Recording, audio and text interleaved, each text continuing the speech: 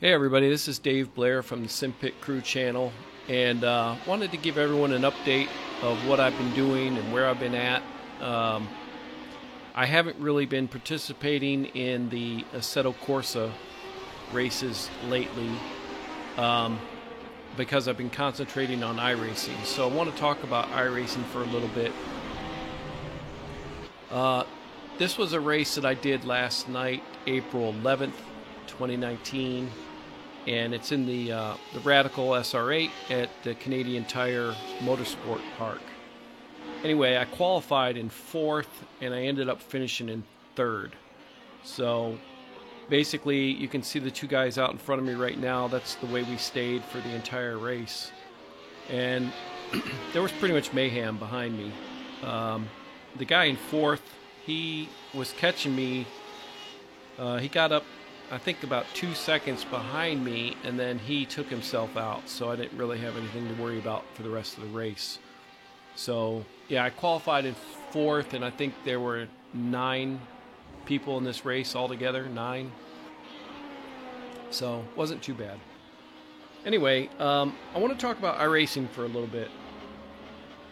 So to start off, let me just say that this title is very expensive, and that is no joke. I've found that just having to buy everything is a little hard to swallow in the beginning. But once you get over it, once you realize, hey, in order to progress in this title, I've got to buy cars, I've got to buy tracks, and you just, if you do it thoughtfully, it's not too bad. You buy a little bit at a time. Anyway, also there's a very steep learning curve in this game. When I first started, obviously I started in rookie class just like everybody else. I started messing around with iRacing back in September of 2018, and it took me quite a while to figure out what I was doing. Again, I started in rookie, and they give you some free content that you can, do a few rookie races with. But in order to move on from there, you need to start buying content. And so it took me a while to figure that out because what I wanted to do was just get in and race after race after race and work my way up. But that's not the way it's structured. Basically you can run a race and then you have to wait for a 2-hour window until the rookie race comes back up again, unless you buy other content. So once I figured that out and got going, I didn't realize also that this is broken down into 12-week seasons. And so I was jumping around with whatever car track combinations I had and was jumping into whatever races I could find. That is not the way I'd recommend to do this. I think, the way that you want to approach iRacing is you want to look at what car you want to run and then figure, it's got to be a car that you're licensed for. And then you want to buy all the tracks in that season so that you just buy them all up front. You get a discount for buying multiple things at a time. And that's the way you want to approach this. I'll kind of go through where I find the seasons that I want to do and how I go about doing that. So this is the season that I'm currently running in. I'm doing 5 different seasons. And this is the second season of 2019 that I'm in right now, and I just finished up week 5 of the second season. Anyway, once you gain your license too, it opens up other things for you. And I was a little disappointed because the 5 seasons that I picked to enter, this time I was a B class license. And after week 1, I got my A class license. So then I wasn't working towards promotion anymore with the cars and tracks that I picked for my B license. Anyway, so that was a little upsetting, but I'm going to go ahead and run these seasons, the season or the series out in this season that I picked to start.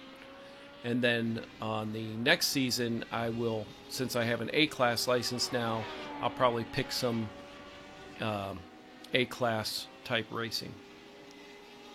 Anyway, I know this is confusing, but this title is just more confusing than any other title that I've dealt with. And you guys that know me know my background is Forza Motorsport 7.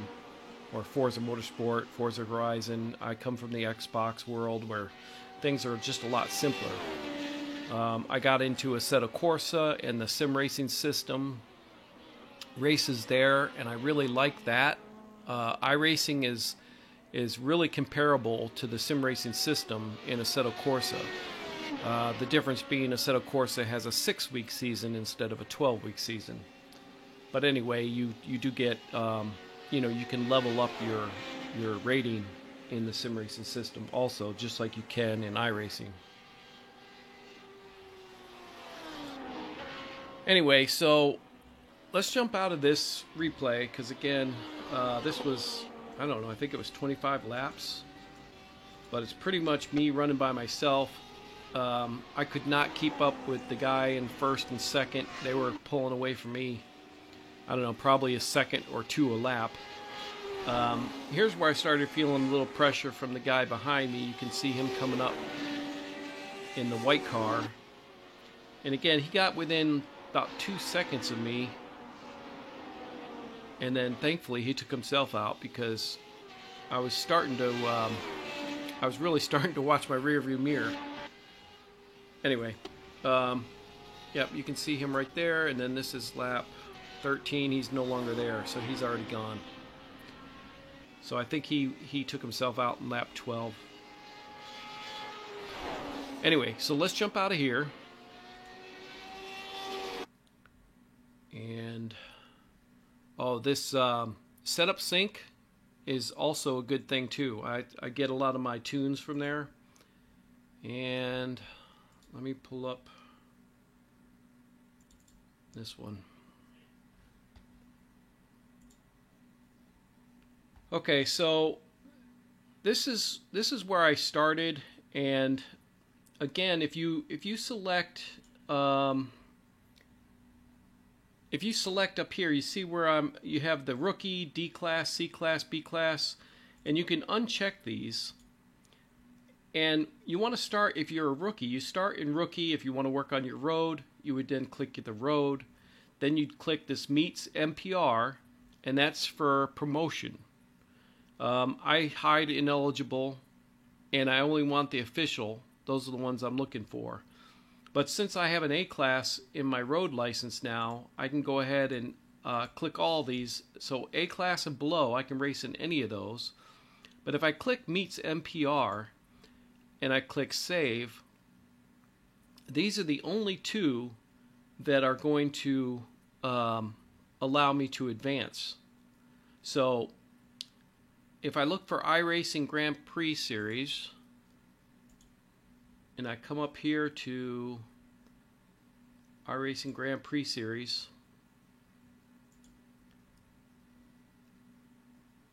then you see where it says MPR2 and it's green.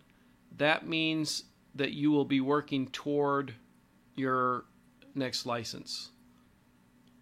So I did not know that going in.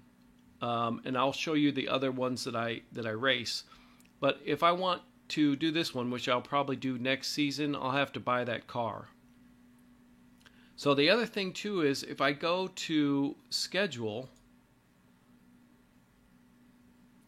this shows me all the tracks that I would have to buy if I don't have them, that I would need to buy. So this is really handy for when you're starting out.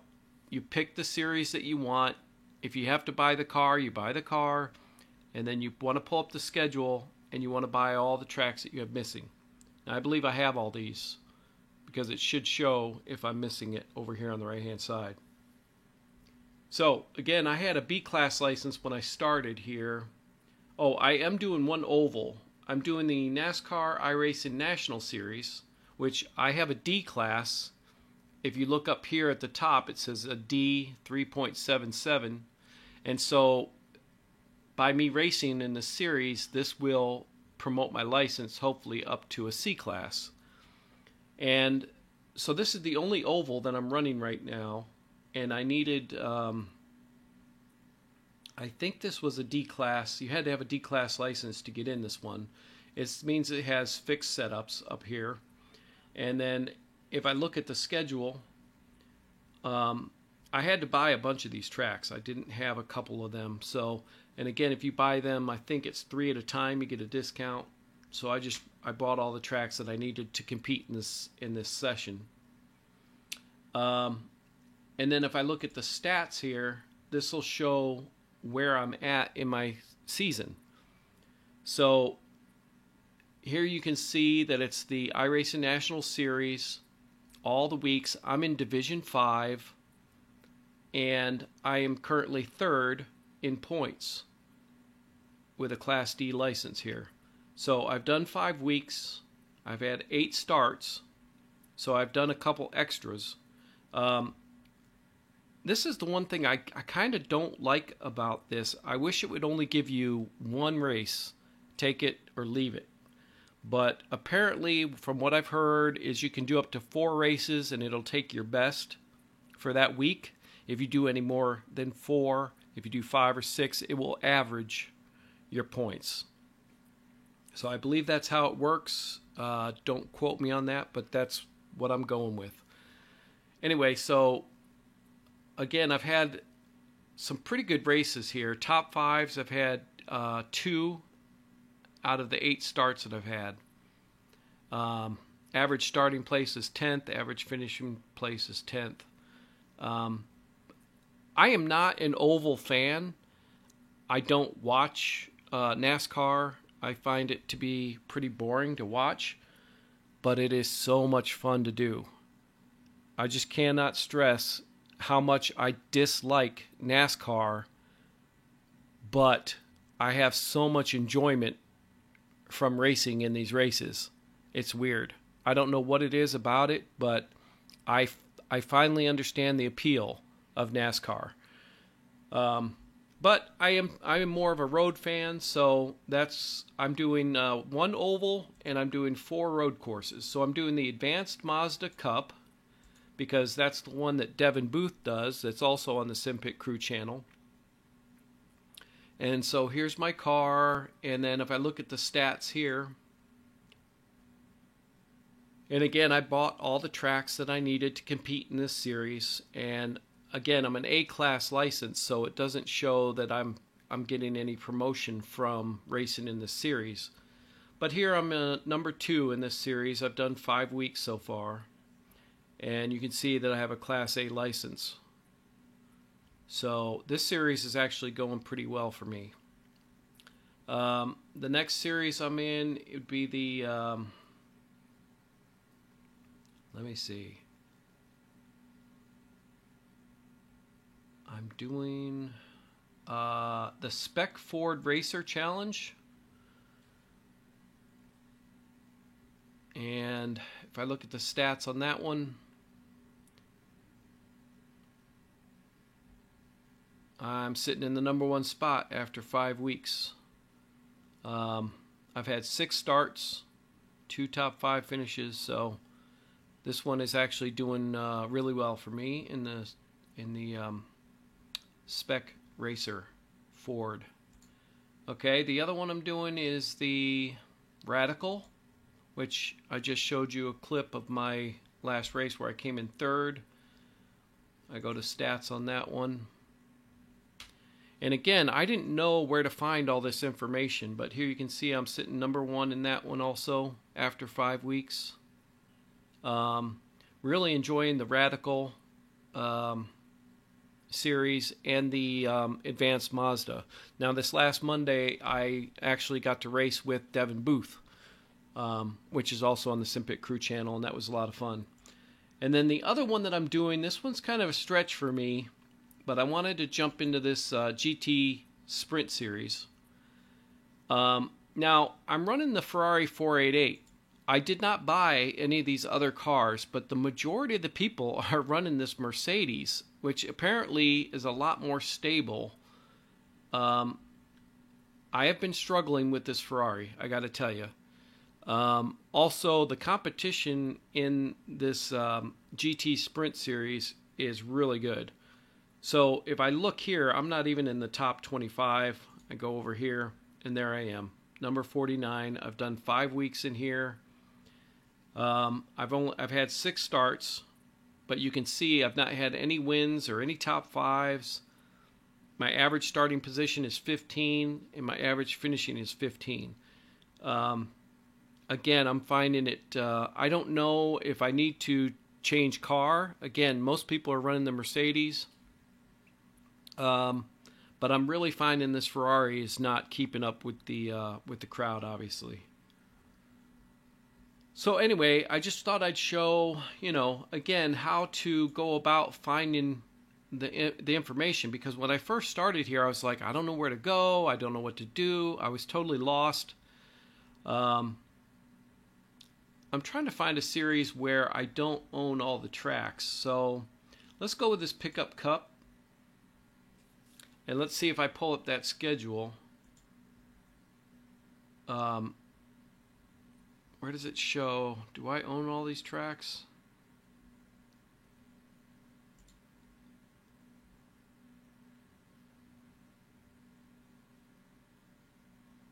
I don't know.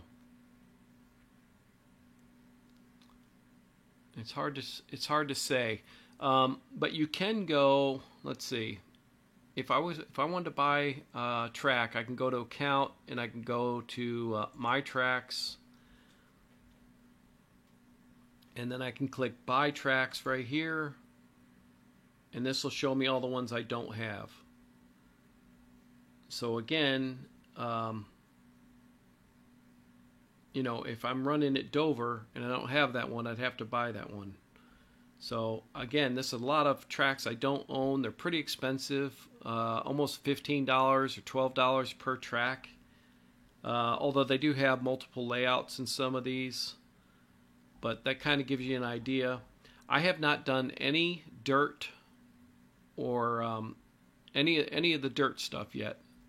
I do plan on doing that eventually, but again, I felt pretty overwhelmed with what I was doing so far. So, yeah, that's kind of what I've been looking at. Let me see if I do the schedule here. I'm sure I need to buy some of these tracks. Yeah, I'm not sure where it is, but it will tell you somewhere on here whether you own the track or not. I just don't remember where it is.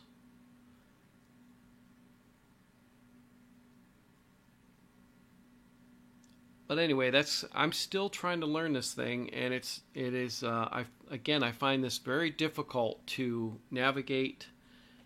Maybe some of you guys out there know more than I do.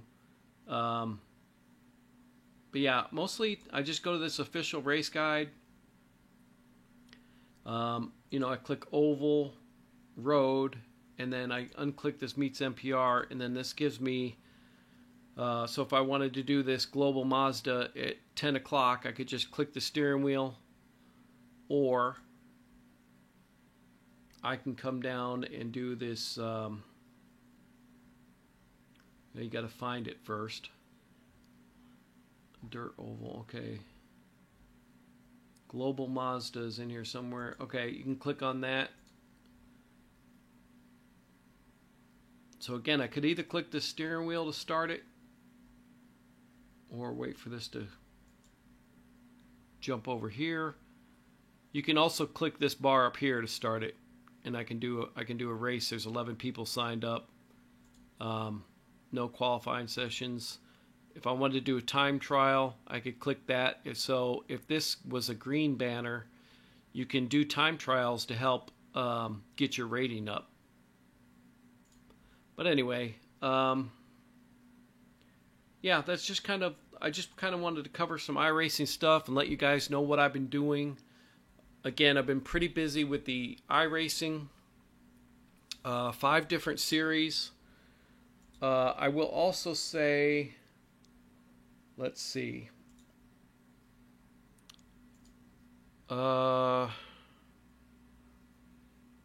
Sim Racing System.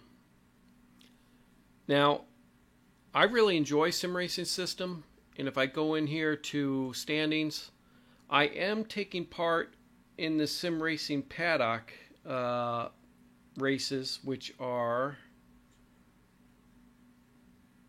and the reason why I'm doing the Sim Racing Paddock races, which is the Porsche Cayman Cup here, and there I am, number 8.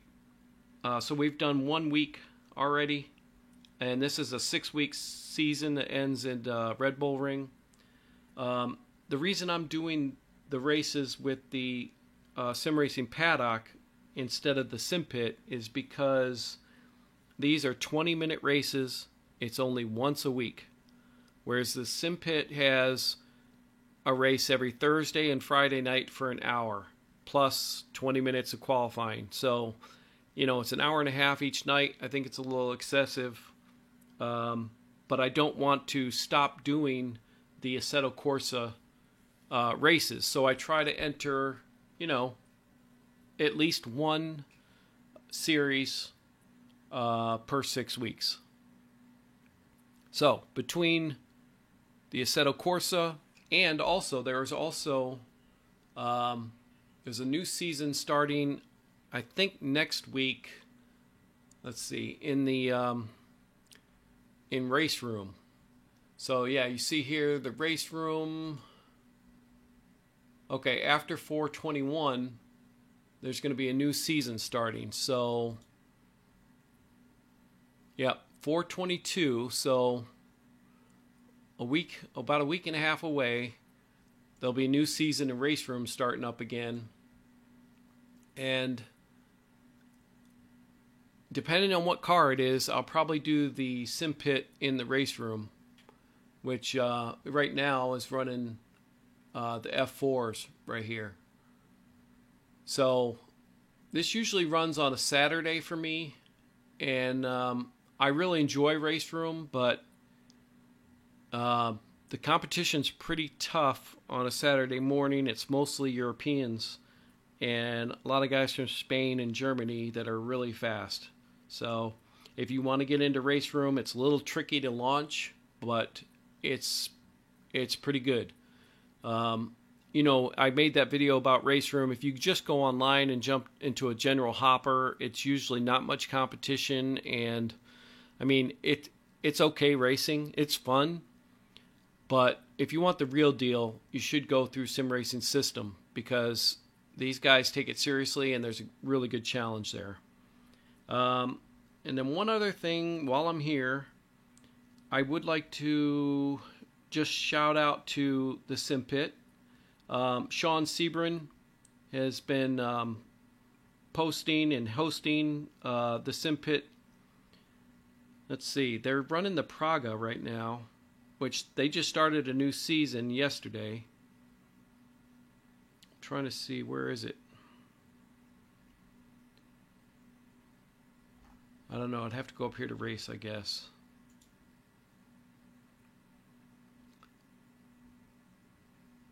Let's see. Try not to make this too long, but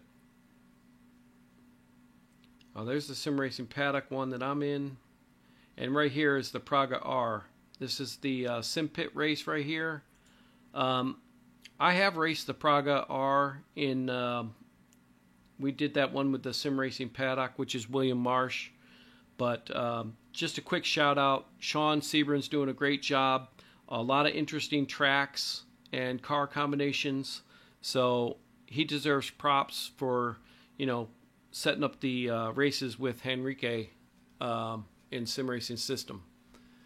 Anyway, I think I'll stop the video here, and I just want to give everyone an update of where I am, what I've been doing, and I'm still out there racing and staying busy. So I'll see you all on the track. Thank you.